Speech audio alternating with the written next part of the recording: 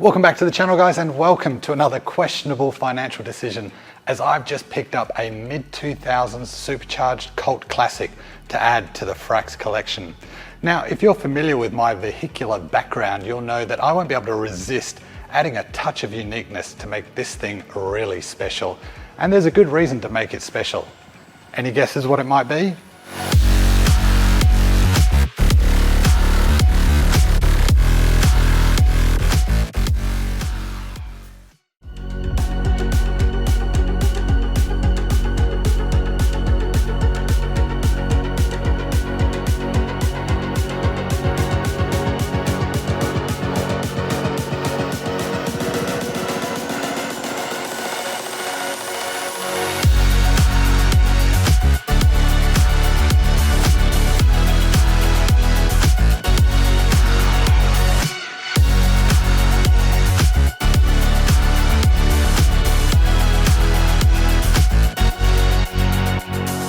This is my 2005 Generation 1 Mini Cooper S, and yes, I know what you're saying, they're not known for their reliability, and I know the BMW electronics can be a little bit finicky, but in terms of pure character, charm, and plain old fun on the street, this thing is an absolute blast. Now trust me, we'll go for a drive a little bit later and you'll see how playful it is and how that supercharger whine just beckons you. Now, you already know I'm not going to be able to leave this thing stock. In fact, I've already ordered a whole bunch of parts for it, which are already on their way. So if that's something that you want to see, make sure you're subscribed and hit that notification bell so that you can watch how we transform this little monster. I mentioned before that this was a special car, and that's because it's not actually my car. I've actually bought this for my son. Now, he can't drive yet. He's about 8 months away from getting his license, which is the perfect opportunity to get this thing ship-shape for once he's ready to hit the road. And I'm glad we started looking early, because I had a fairly specific list of criteria that I wanted my car to have. It needed to be later than 2005 because it had a few upgraded parts. It needed to have the chrono pack. It needed to be under 100,000 kilometers, and it needed to have a full service history. Now, for a car that is reaching 18 years, that is a tall order. But eventually, after 7 months, we found this one. It popped up on car sales with only 115,000 kilometers, and we picked it up. So does that mean that this car is in perfect nick? Absolutely not. I've already changed the oil filter, the oil, the spark plugs, the serpentine belt, the fuel filter, the cabin filter, and even though it has a full service history, sometimes you can just tell that it hasn't received the love that it deserves. I guess as cars like this get cheaper, people are less and less likely to want to spend a lot of money on them, which is a shame because they fall into a sort of state of disrepair, but it's nothing that we can't fix. On the exterior, we have a few issues. The clear coat has started to come off along these top panels here. I guess 18 years in the Australian sun has finally taken its toll, but that actually doesn't bother me because we are going to be changing the color of this car, and I cannot wait to show you guys the color we've chosen. It's something special. As well as that, I hate these decals along the side here, so they've got to go. The decals on the bonnet are old, cracked and weathered, so they're going to go as well. I'm not sure if I'll replace those. We'll see how we go. I've also ordered a bunch of clips that sit under these weather strips because they've just perished due to old age, and the headlight lenses need a good polish because they've clouded over as well. All right, let's have a look at the interior. So the interior is in great shape, actually. The seats are good. There's no cracks on the dash or anything like that.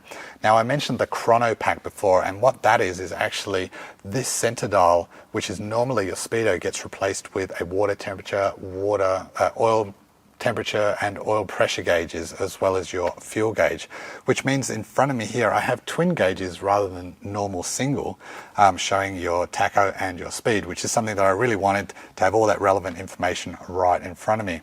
Also have a aftermarket stereo so we can take calls and play our Spotify. We have the climate control option in this one, which is something that I really wanted, and I just love these toggle switches down here, which are so mini and quirky. Love it.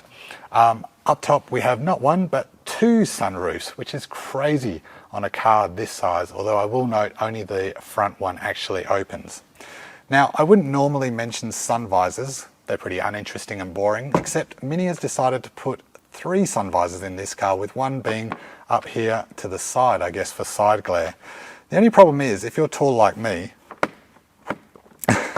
you can't deploy it unless you get your head out of the way, which seems really weird. I will note that my seat is in the lowest position as well.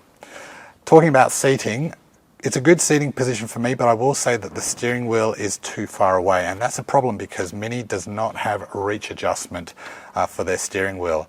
But I've actually got something on order which is going to solve that and bring the steering wheel closer to me by about 1.5 to 2 inches. So if you have that issue as well, stay tuned to the channel because that will be coming up really soon, the installation of a solution to bring that steering wheel a little bit closer. All right, I say we go check out the engine bay. Okay, let's see what makes this thing tick. But before we do that, if you ever want to signal a low-flying aircraft, just open the bonnet of your Mini because the headlights are attached to it. Crazy.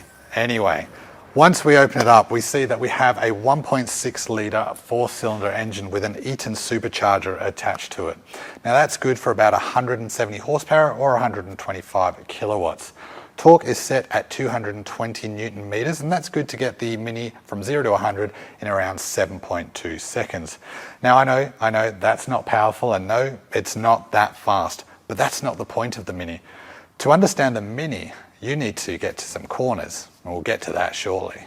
Now there's a few things that you can do to squeeze a little more power out of these buzz boxes, things like cold air intakes, upgraded intercoolers, supercharger reduction pulleys, upgraded coil packs, all that kind of stuff.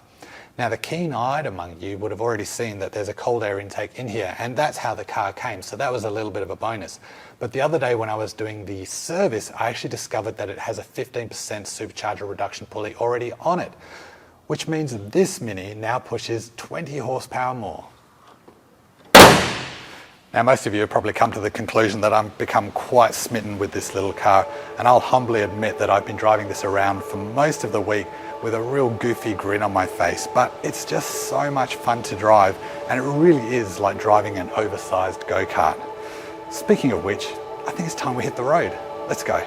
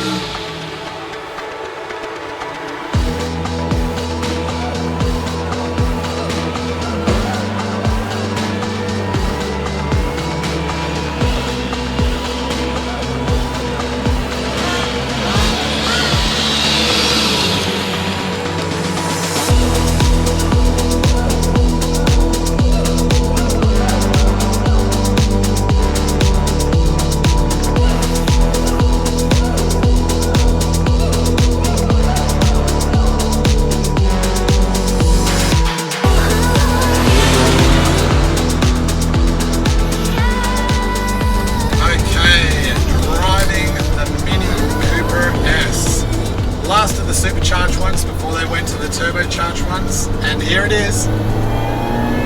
Oh, that supercharger whine.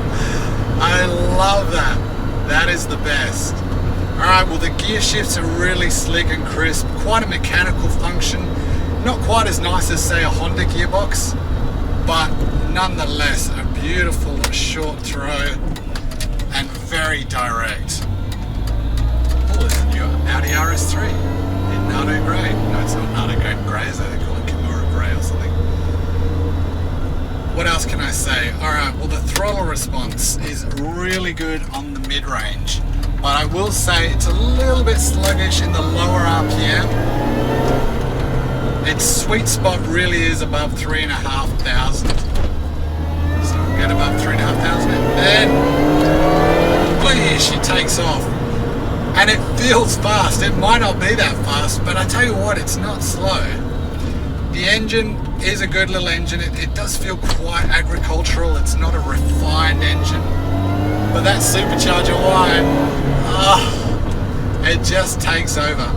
I'd love to hear a little bit more from the exhaust. From the factory, they do come with little pops and bangs and gurgles, but they're completely muffled by the existing exhaust system. So the right thing to do would be to get an aftermarket exhaust, right? It would be. Now Now in here we've got a few rattles and clunks. You can hear the suspension clunking away a little bit. There's a rattle in the door here, but we'll get all that sorted. And some of you may have noticed we've got an airbag light on as well. That's okay. Usually it's something like the seatbelt connector or something under the seat in terms of the electronics. And that's the good old BMW electronics coming into play.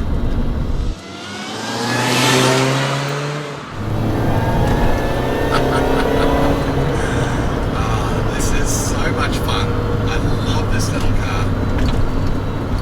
Alright, let's find some corners, see what this is all about. Pedals are really well placed for the heel and towing. There we go, that's a nice heel and tow. Into the roundabout. Oh my goodness, she just holds on so well. But geez, I just love the mid-range power of this thing. 3,000 RPM, put your foot down. Oh, it just pins you back in your seat. Alright, nice sweeping corner here. Oh, that is awesome. Heel toe into that. Oh, and it just pulls you out.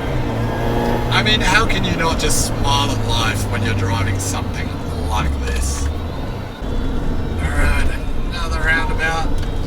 Oh, it just munches these up. Oh, so good. It's like it's on rails. And I have to be honest, I think this would leave my Audi RS3 for dead around the corners. Now, one thing I would like to add is a limited slip diff, because you always get the inside front wheel spinning up a little bit. I'm just not sure that's conducive to a learner driver. I must remember that this car is for my son, so we do need to keep it a little bit compliant. Now, I know that Minis are plagued with reliability issues. The last of the supercharged ones used a Chrysler engine, and apparently that one's a little bit more reliable than the newer turbo ones, which I believe are a Peugeot motor. But I think if you stay on top of the maintenance, which of course I will be doing, and make sure you sort of fix anything that creeps up, it should be alright. And at the end of the day, it's a 2005 car and it's really simple to work on. It's quite basic. So there we have it, guys, my new to me 2005 Mini Cooper S. I'm a little bit more excited about modding this than I actually care to admit, but it's such a fun car to drive around in. And although it's already unique, I think we can go about making it a little bit more special. And it is a special car, like I said. It is for my son for when he can drive in a few months' time. So I really want to make this a special thing for him that he's proud to drive around in. Anyway, guys, I hope you enjoyed that. If you're interested in this kind of stuff, make sure you hit that subscribe button and that notification bell so that you don't miss any of the videos associated with the transformation of the Mini Cooper S. I'll see you guys next time.